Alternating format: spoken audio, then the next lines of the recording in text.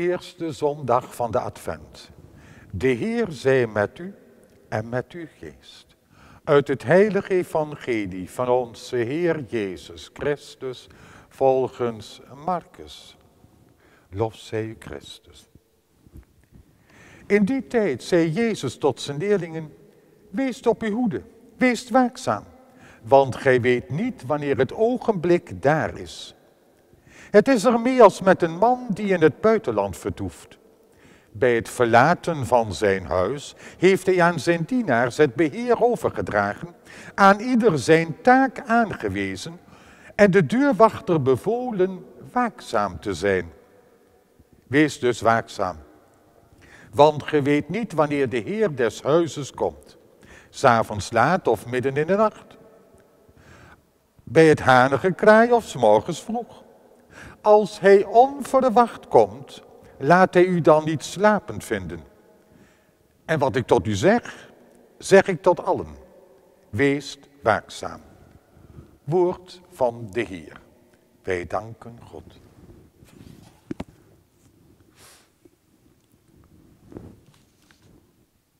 Hoe houd je een project aan de gang?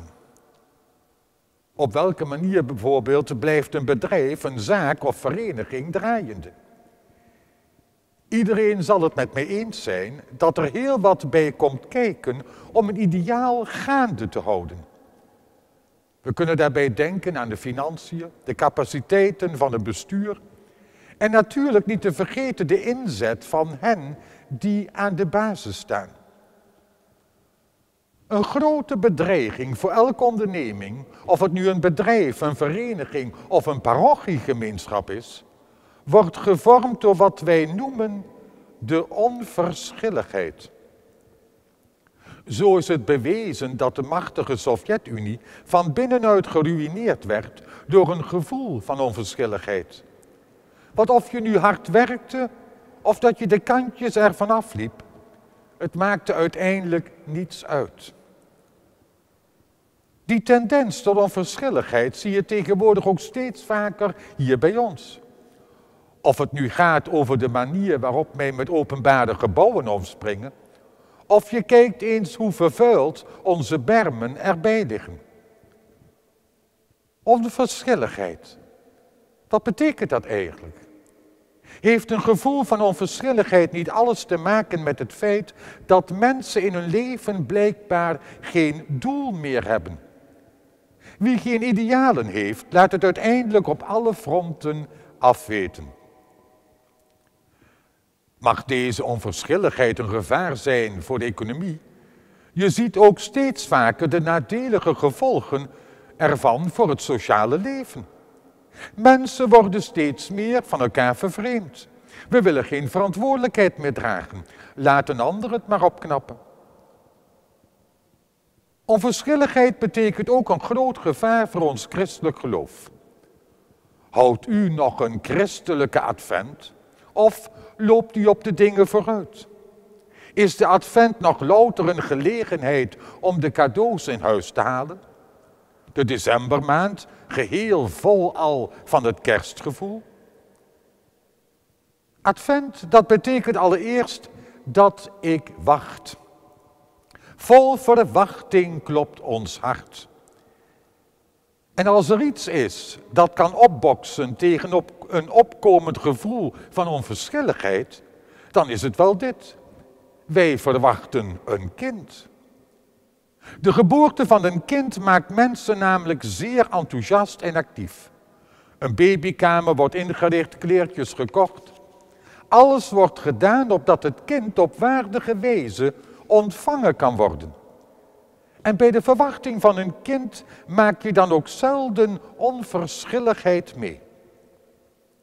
Dus nogmaals, wanneer het gaat om de redding van ons christelijk geloof, verwachten wij nog iets van dat kind dat met kerst opnieuw geboren wil worden en wel in mijn eigen hart. De apostel Paulus was vol van het kerstkind. Hij roept ons vandaag in de tweede lezing toe: steeds weer zeg ik God dank voor zijn genade die mij in Christus Jezus is gegeven. En waarom is Paulus dan wel enthousiast over Jezus? Het kind dat met kerst geboren gaat worden. Hij zegt, want in Christus zijt gij, naarmate zijn getuigenis bij u ingang vond, in ieder opzicht rijk begiftigd met alle gaven van woord en kennis. De apostel Paulus is dus enthousiast omdat hij leeft in de overtuiging, Jezus heeft mij werkelijk iets te bieden. En wat houdt dat dan in? De apostel omschrijft het op een andere plaats als volgt. Hij zegt, wij zijn in Christus Jezus mede-erfgenamen van God. God werd mens opdat wij in zijn goddelijk leven zouden delen. En dat niet alleen na de dood, nee nu reeds, in het leven van alle dag. Wie deelt er niet graag in een erfenis? Wie werkt niet graag onder de vlag van een bedrijf of vereniging die het goed gaat? Maar waar komt dan het gevaar van onverschilligheid vandaan? Ook op die vraag geeft de apostel een antwoord. Hij mag dan zeggen dat wij ons in Christus rijk mogen voelen. Er is echter aan die overtuiging een voorwaarde verbonden. Hij zegt, als tenminste zijn getuigenis, de verkondiging van het evangelie, bij u ingang heeft gevonden. Het is zoals met een bedrijf of vereniging. We kunnen de inzet aan anderen overlaten. Anderen moeten mij enthousiast maken en vooral ook enthousiast houden.